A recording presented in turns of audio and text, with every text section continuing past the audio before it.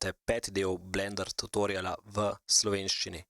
Tokrat si bomo pogledali osnove Blender fizike, pa kar začnimo s tole kocko.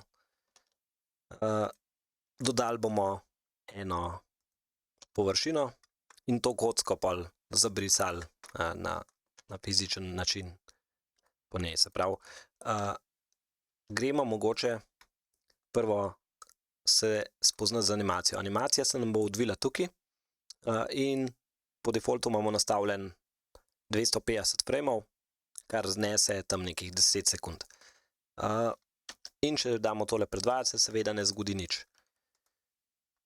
Ker nimamo še nobene animacije narejene. Recimo, če bi tole kocko zdaj hotel malo premikati, zdaj lahko na dva načina, jaz lahko tukaj pritisnem I, All Channels, vidimo se, kaj je zgodil. Takole, tukaj, sorry, tukaj. Se pravi, zdaj uporabljamo že drug panel in je važno, kje imaš miško.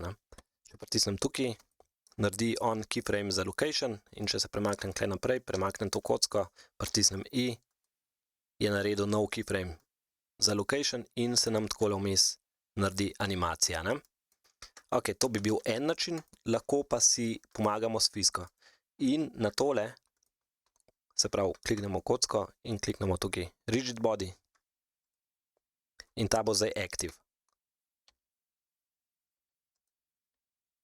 In ta kocka pade takole čez. To je neželjeno, zato moramo tudi temu dati rigid body in to nastaviti na passive. Se pravi, če imamo nastavljeno na active, bo tudi ta padla dol. Passive pa pomeni, da bo ostala na istem mestu, ampak bo pa reagirala na tole našo kocko, oziroma kocka na njo.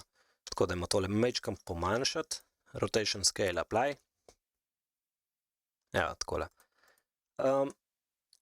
Naslednja stvar, ki jo je treba vedeti pri fiziki je, se pravi, po standardna nastavitev je, da je tole convex hull, kar pomeni, da za kocko itak ni važno, ker je itak konveksne oblike, nobena stvar ni not udrta.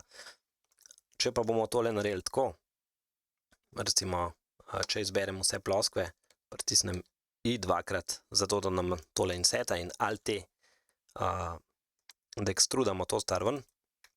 To pa pomeni, da zdaj ni več konveksne oblike. Konveksna oblika bi bila takole, diamantna zdaj v tem, oziroma ena taka kocka, ki bi šla takole, to bi bila konveksna oblika. Zdaj, če bomo to spustili na tla, mogoče če jo majhen zavrtim, ne bo nič kaj dramatičnega za videti. Ampak, če pa tole dupliciram, pa recimo imam eno takole gor, da bo ta padla na to, pričakovali bi, da bo tale se zložila zdajle direkt takole noter vmes, ampak se ne bo, zato ker imamo nastavitve na convex hull, dajmo pogledati. Se vidi.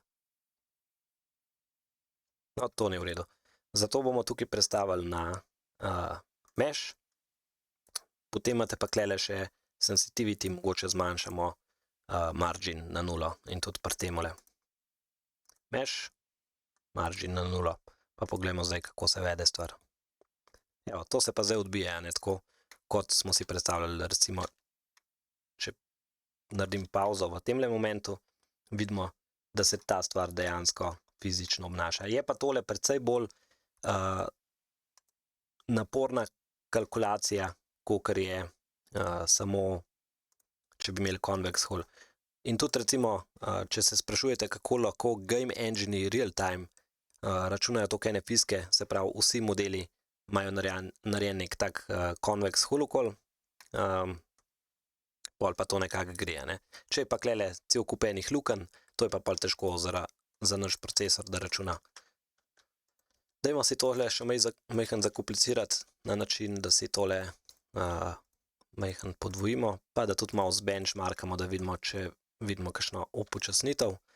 Ampak te vrste fizika pri takem številu objektov, ki jih ročno nekako podvajamo, to bi mogli še čez tudi na počasnejših računalnikih, tukaj brez problema. Ampak, evo, recimo, tukaj že vidimo, kako nam frame rate pada.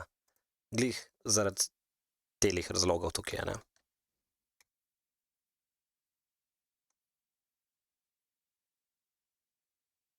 Ok. Dajmo si stvar še malo bolj zakomplicirati, pa damo noter recimo en force field. In sicer vortex. Pa poglejmo, če se ta stvar zdaj obnaša kaj drugače. Nič, zato ker je švoha, ne. Dajmo si tole malo pojačati, takole na ene 100. Evo, zdaj pa že vidimo, kako fizika vpliva na tole. Evo, luštno, a? Ok.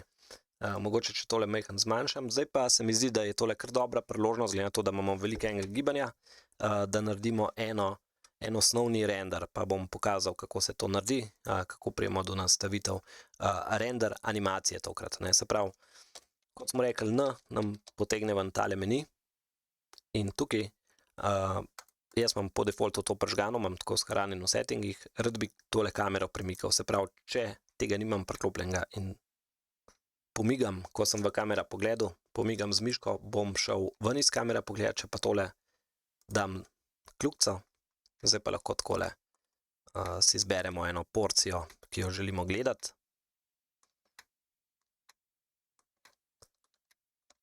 Takole pa vidimo. Ok, zdaj, če gremo v shaded pogled, to izgleda takole nekako.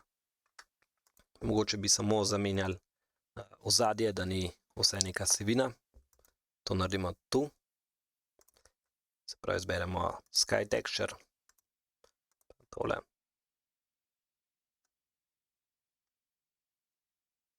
Ok, nekaj takega, tako dramatično. Tole še malo lahko povečamo. Tule zadaj ste videli spet tisti efekt, da nam kamera dejansko odreže, ne. Recimo,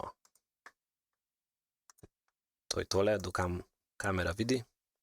Bom kar takole pustil, hočem, da imam takle rob. Ok. Zdaj bomo pa dali samo prvih 100 frameov, recimo, renderat. In render settinge pa najdemo tule. Če boste imeli tukaj na 100, bo trajalo dlje časa, kot če damo recimo na 30. In tule izberemo naš output file, pa bom jaz dal tule v neko svojo mapo, fizika, tako. In če bomo pustili tule, boste hitro jezni, ker vam bo tole naredil pol, se pravi v našem primeru 100 PNG-jev, se pravi tole nam bo zrenderal sekvenco PNG-jev. Zato si prestavimo na tale, to pa bo zdaj znal nam zrenderati video. In pol počeš Ctrl F12 in gledaš, kako se tale animacija rendera. Zdaj na takem računalniku, kakor je tale, zdajle pa sam trenutek, mislim, da bomo imeli eno težavo. Pustimo samo, da tole poteče do konca. Tako, dajmo pogledati, kva smo naredili.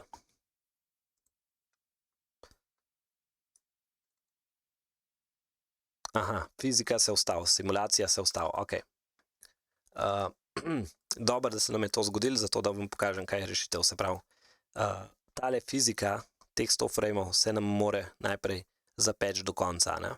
In to se nam zgodi avtomatsko.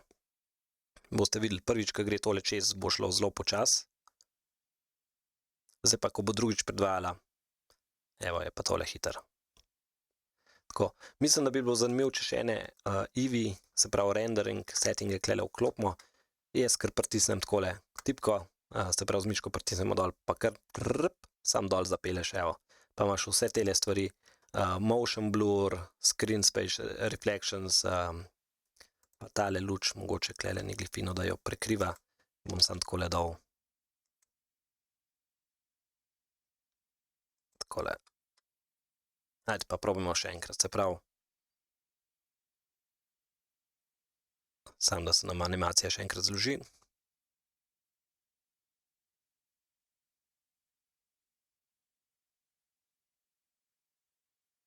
Ok, zdaj bi pa mogli Ctrl F12.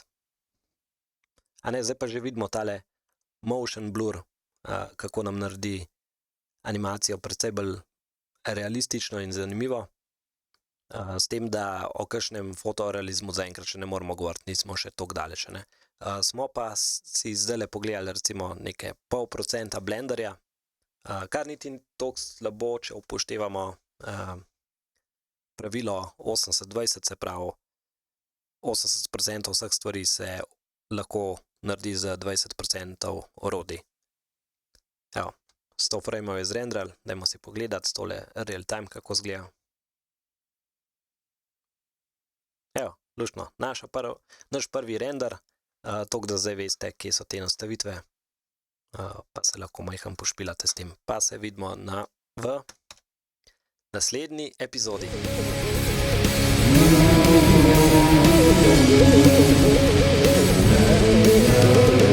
Wow.